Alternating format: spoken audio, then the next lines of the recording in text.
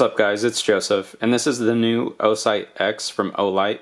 Just came out the other day with the RMR footprint and multiple reticle options, so you can see a 3 MOA dot and a 32 MOA ring.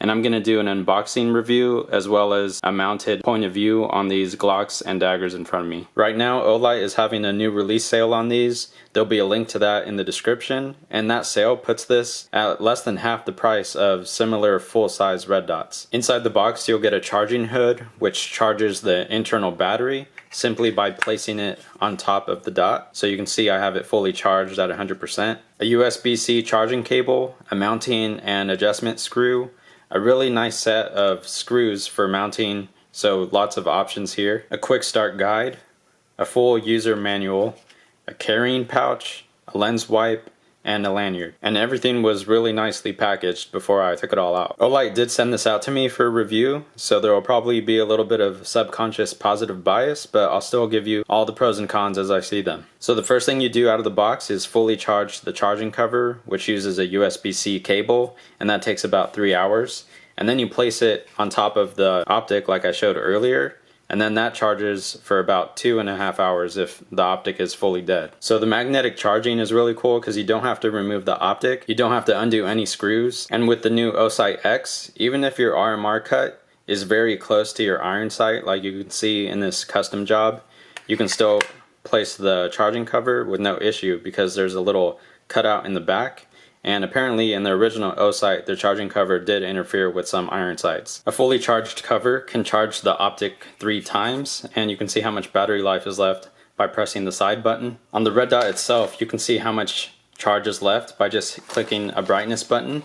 So green means it's over 50%. There are 12 brightness levels, with the first 2 being night vision, so you can't actually see anything until the 3rd click. And then level 6 seems pretty good, at least for indoors, and then it just keeps getting brighter. The dot has motion activation, which you can actually manually turn off so that it's always on. You can switch the modes between the brightness being manual or auto sensing. So at the very front there's a little light sensor. By default the motion activation is enabled and the manual mode is enabled, and I do like that it returns to the last manual brightness setting. Here's some battery life information depending on what reticle and functions you're using, and it says it weighs in at 1.7 ounces. And that's actually the same weight that my Trijicon SRO weighed in at. And you can see the window size on these two is very comparable. The window size on the Holosun 508T in my right hand is about half the size, with this weighing in at 2 ounces. And I'm not sure if you can pick this up in the video, but the circle in the Osight looks a little bit smaller even though they're both supposed to be 32 MOA. And here's the Osight X next to a Holosun 507 comp. The bottom of the red dot is right at 8mm, but I'm going to mount it onto these handguns so you can see how much glass is showing. Here it is on my dagger with the improved grip angle and suppressor height sights. I just took a Dremel to it. Even with those tall sights you can see there's tons of glass. On video the reticle looks a lot smaller than it actually is when you hold this out at arm's length. This dagger slide has a combat cut with lower 1/3 cowitness irons. Here you can really see the benefit of a combat cut with these sights, tons of glass showing. Here it is on an MOS plate.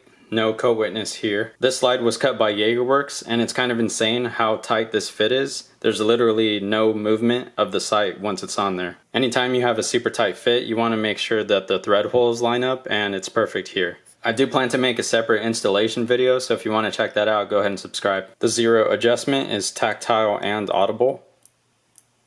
I really do like that they included torque values depending on the screw, because some companies just make you guess. And finally, I do really like how they blacked out the logos on these. So far, the only cons are that there is a tiny bit of warping or stretching at the very edges of the window, but you even get that with the SRO. And since it does have an internal battery, you can't just take out the old one and put in a new one to be ready. You have to be prepared and have it charged. Alright, so I did kind of cheat and I watched Mr. Guns and Gear's drop test video on these to see if there were any cons that he mentioned. And it did survive the first drop test. And he mentioned that if the sun is directly behind you, you'll get some reflections in the corners of the glass. And he thinks that might be due to the slant of the glass on these. Alright guys, that's about it for this video. Any comments or questions, leave those down below. Like and subscribe so you can check out my shooting review in the next week or two. And again, I'll have a link to these in the description if you want to check them out more. And that's it. Talk to you guys later. In this kit, they give you 4 different types of screws at 2 different lengths. And then every length has one spare screw, so that's really nice. Pretty sure my next video is going to be on these +3 mag extensions from X-Tech for my P365 380.